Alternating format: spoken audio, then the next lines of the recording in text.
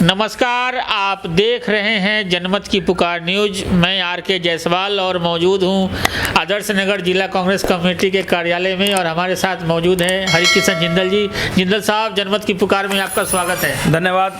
Corona के अंदर सरकार इसमें दो चीज़ें सामने आ रही निकल करके। एक तो जो वैक्सीनेशन का काम था, सरकार एडवर्टाइजमेंट पर ज़्यादा ध्यान दे रही है। जिस तरह से जिस स्पीड से वैक्सीन लगानी चाहिए वो स्पीड सरकार की नहीं है। राहुल गांधी जी ने भी कहा है, हमारे नेता ने, कि सरकार को जिस तरह से वैक्सीन का डिस्ट्रीब्यूशन करना चाहिए वो तरीका इनका ठीक नहीं है और वैक्सीनेशन को ये बाहर विदेशों में भेजने पर ज़्यादा जोर दे रहे हैं। यानी कि जो हमारे देश के प्रधानमंत्री हैं मोदी जी, वो अपनी पर्सनल छवि चमकाने में लगे हुए हैं। उनको जनता की जो वैक्सीन की डोज एक्चुअल देनी चाहिए उस पर उनका ध्यान कम है, उनका ध्यान चुनावों पर ज़्यादा है। तो एक तरफ तो कोरोना फैल रहा है, दूसरी तरफ से चुनाव में देख रहे हैं आप किस तरह से हजारों की भीड़ लेकर के चल रहे हैं, बिना मास्क के, बिना सोशल डिस्टेंसिंग के। तो ये दोहरी चाल ठीक नहीं है।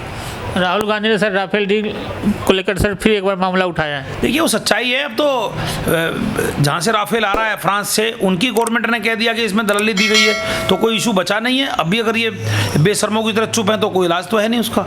लेकिन जनता सब देख रही है, जनता बहुत बारीकी से देख रही है किस तरह से इसमें दलाली खाई गई है। और राहुल जी ने तो पहले ही कहा था कि सारा सिस्टम ये करप्ट है और चौकीदारी चोर है। साफ सफाई की सर कैसी व्यवस्था है सर? देखिए, साफ़ सफाई पे हम पिछले काफ़ी दिनों से मैं कह रहा हूँ, ये मेन जीटी रोड है, दिल्ली की नाक है ये।